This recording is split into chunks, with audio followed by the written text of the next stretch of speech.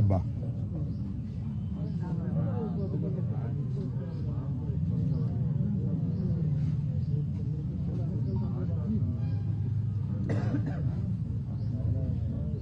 ఇవాళ 20వ తారీఖు 20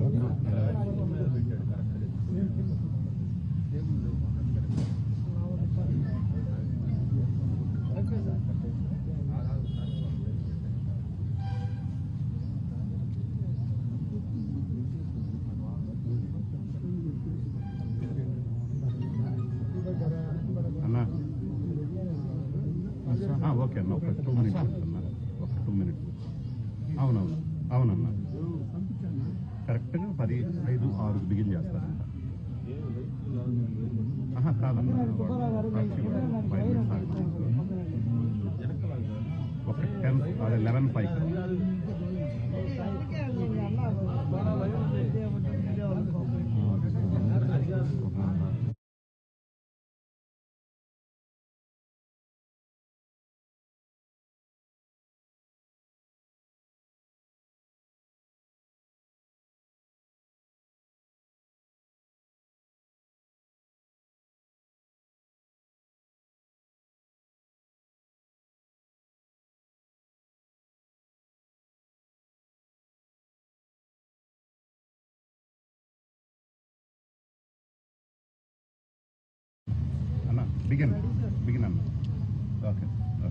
మీడియా మిత్రులందరికీ ముందుగా నా హృదయపూర్వకమైనటువంటి నమస్కారాలు, ధన్యవాదాలు కూడా. ఎందుకంటే సుమారుగా 20 రోజుల నుంచి జరుగుతున్నటువంటి కార్యక్రమాలను ప్రజలకు అందజేయటంలో సరే కొంతమంది నెగిటివ్గా, కొంతమంది పాజిటివ్గా, కొంతమంది న్యూట్రల్గా అందించారు. ప్రజలు చాలా వరకు వాస్తవాలను అర్థం చేసుకున్నారు. అయితే 1వ తారీఖు రాత్రి 10:20 నల్లపాడు పోలీసులు నన్ను అరెస్ట్ చేసి కోర్టులో ప్రొడ్యూస్ చేసి రిమాండ్కు తరలించి మళ్ళా 18వ తారీఖున నేను ఆనరబుల్ కోర్టు వారి ఆదేశాలతో నేను రిలీజ్ అవటం జరిగింది. ప్రధానంగా ఈ పత్రికా సమావేశాన్ని ఏర్పాటు చేయడానికి గల కారణం ఏమిటంటే మొత్తం వర్షం జరిగిన వాస్తవాలన్నిటినీ కూడా ట్రాన్స్పరెంట్గా నా గొంతుతో రాష్ట్ర ప్రజానీకానికి వినిపించాలనే ఆవేదనతో నేను ఈ మీడియా సమావేశాన్ని ఏర్పాటు చేయడం జరిగింది. ఈ 18 రోజులు నాకు మాట్లాడే అవకాశం లేదు జ్యుడిషియల్ రిమాండ్లో ఉండటం వల్ల. అయినా నా కుటుంబ సభ్యులు, నా కూతుళ్ళు, నా కూతురు సాధ్యమైనంత వరకు ప్రతి విషయాన్ని కూడా ప్రజలకు ఎక్స్ప్లెయిన్ చేసేటటువంటి కార్యక్రమం చేశారు.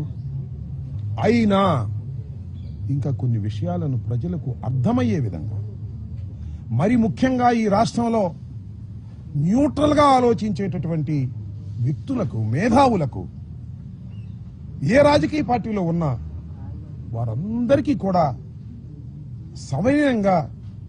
సవినయంగా సబ్మిట్ చేసుకుందామనేటువంటి ఉద్దేశంతో నేను రాజమండ్రిలో రిలీజ్ అయిన తర్వాత కొన్ని విషయాలు మాత్రమే మాట్లాడి ఈ సంఘటనా స్థలంలోనే అన్ని విషయాలను మాట్లాడనే ఉద్దేశంతో మొన్న నుంచి ఈ రోజుకి వాయిదా వేసుకున్నాను. ఏం జరిగింది? నేను తెలుగుదేశం పార్టీ వారు ఒక ఫ్లెక్సీ కట్టారు, మీ అందరూ చూశారు. ఆ ఫ్లెక్సీ దగ్గరికి వెళ్ళి ఇలా ఫ్లెక్సీ కట్టడం తప్పు, మంచి సాంప్రదాయం కాదు, ఈ ఫ్లెక్సీని మీరు తీసేయండి, తీసేయకపోతే నేను తీసేస్తాను అని ఫ్లెక్సీ దగ్గరికి వెళ్ళి మీడియా మిత్రులందరినీ పిలిచి చెప్పాను. ఇది చెడు సాంప్రదాయమా? అప్పుడు ఎవరు లేరు. నేను చించేస్తే అడిగేవాడు లేడు. చించటం మంచి సాంప్రదాయం కాదు, రెచ్చగొట్టడం మంచి సాంప్రదాయం కాదు. ఇలా మా మీద మీరు ఫ్లెక్సీలు కట్టడం తప్పు. మీ గొప్పతనాన్ని గురించి కట్టుకోండి. చంద్రబాబు గొప్పవాడని కట్టుకోండి.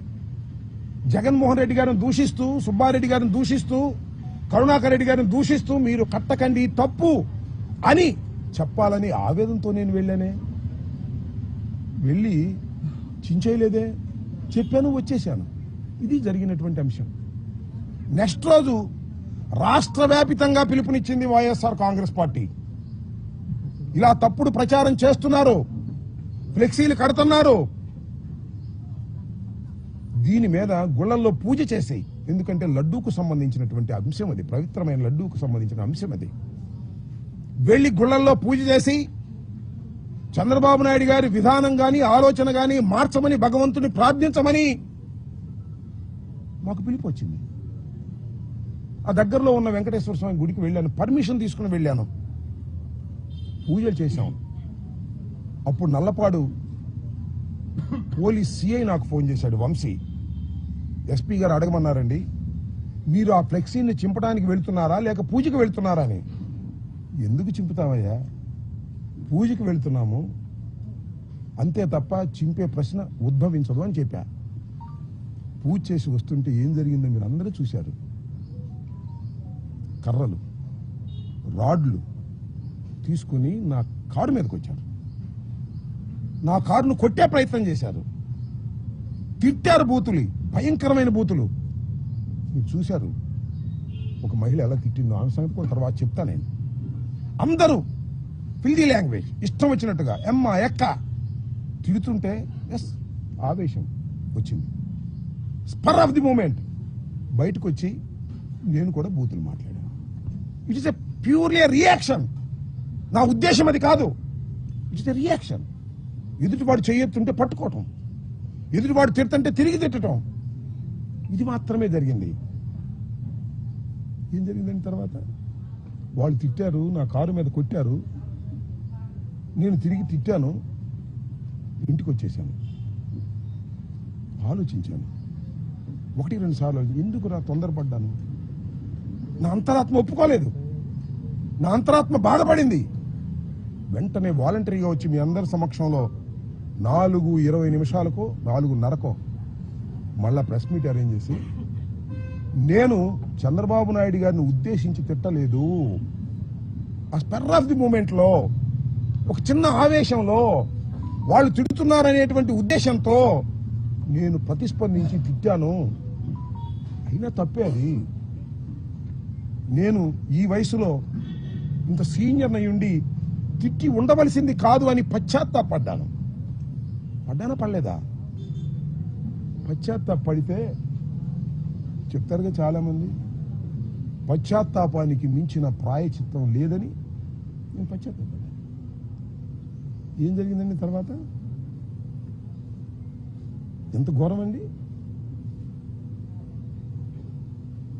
నా ఇంటి మీదకి వచ్చారండి, ఎంతమంది వచ్చారండి, ఎంతసేపు ఉన్నారండి? 5ంటికి వచ్చారు.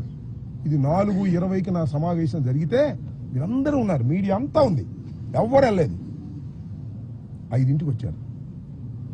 ఎప్పుడు దాకా ఉన్నారండి? రాత్రి 12 దాటేంతవరకే ఉన్నారు. ఇక్కడే బ్యాచ్లుగా వస్తున్నారు. పెదకూరపాడు వాళ్ళు వస్తారు, వినుకొండ వాళ్ళు వస్తారు, సత్తెనపల్లి వాళ్ళు వస్తారు, భాష్యం స్టూడెంట్స్ వస్తారు, విధ్వంసం చేస్తారు. గదిలో ఉన్నారు. 10-20 నిమిషాలు తీసుకెళ్లారు. నా ఇంటి మీద నా పిల్లలు ఉన్నారు, నా మనవాళ్ళు ఉన్నారు, తరిమారు, పగలగొట్టారు. పోలీసులు లేరా? అందరు పోలీసులు ఉన్నారుగా. ఆపే ప్రయత్నం చేశారా? 1 గంట కాదు, 2 గంటలు కాదు, ఇంతకుముందు కూడా గాడులు చూసాం. వస్తారు, స్పరావతి కొట్టప్పుడు కొడతారు, పారిపోతారు. అలా కాదు ఇది, అలా కానే కాదు ఇది.